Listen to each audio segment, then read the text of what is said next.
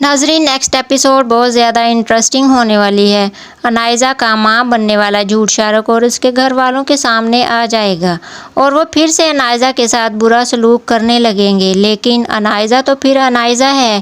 وہ الماری کی نیو چابی بنوائے گی اور شارق اور اس کے گھر والوں کو کھانے میں نشہ ملا کر دے دے گی۔ جب سب سو جائیں گے تو وہ تسلی سے الماری کھول کر اس میں سے ریکارڈنگ والی USB نکال کر لے جائے گی اور شارق کا باقی سامان بھی لے جائے گی۔ تو جب شارق کی ماں کی آنکھ کھلے گی، وہ جا کر انائزہ کے کمرے میں دیکھے گی کہ الماری بھی کھلی پڑی ہے اور شارق کا سامان بھی غائب ہے اور انائزہ سب لے کر فرار ہو چکی ہے۔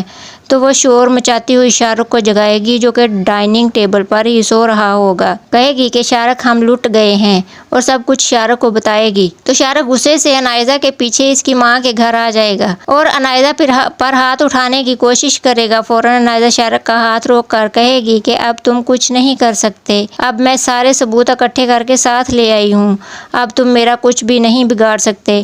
انائزہ اور اس کی ماں شارق کو بے عزت کر کے گھر سے نکال دیں گی۔ ناظرین، دوسری طرف اسفند کو کسی کام سے باہر جانا پڑے گا اور وہ مرحا کو بھی ساتھ لے جائے گا دوسرے ملک میں، اور بہروز دوبارہ اپنے گھر میں آ جائے گا۔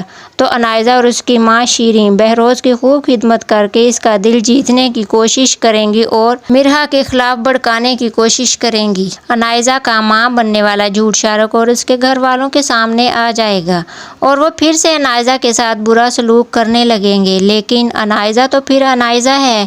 وہ الماری کی نیو چابی بنوائے گی اور شارق اور اس کے گھر والوں کو کھانے میں نشہ ملا کر دے دے گی۔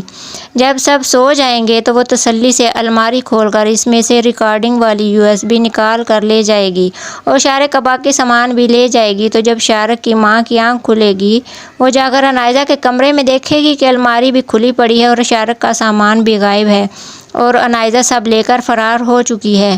تو وہ شور مچاتی ہوئی شارق کو جگائے گی، جو کہ ڈائننگ ٹیبل پر ہی سو رہا ہوگا۔ کہے گی کہ شارق، ہم لٹ گئے ہیں، اور سب کچھ شارق کو بتائے گی۔ تو شارق غصے سے انائزہ کے پیچھے اس کی ماں کے گھر آ جائے گا اور انائزہ پر ہاتھ اٹھانے کی کوشش کرے گا۔ فوراً انائزہ شارق کا ہاتھ روک کر کہے گی کہ اب تم کچھ نہیں کر سکتے، اب میں سارے ثبوت اکٹھے کر کے ساتھ لے آئی ہوں، اب تم میرا کچھ بھی نہیں بگاڑ سکتے۔ انائزہ اور اس کی ماں شارق کو بے عزت کر کے گھر سے نکال دیں گی۔ ناظرین، دوسری طرف اسفند کو کسی کام سے باہر جانا پڑے گا اور وہ مرحا کو بھی ساتھ لے جائے گا دوسرے ملک میں اور بہروز دوبارہ اپنے گھر میں آ جائے گا۔ تو انائزہ اور اس کی ماں شیریں بہروز کی خوب خدمت کر کے اس کا دل جیتنے کی کوشش کریں گی اور ڈراموں کے ریویوز اور پریڈکشن دیکھنے کے لیے ہمارے چینل GOARY ڈرامہ ریویوز کو لائک اور سبسکرائب کر لیں، تاکہ ہر آنے والی اپڈیٹ سب سے پہلے آپ تک پہنچ جائے۔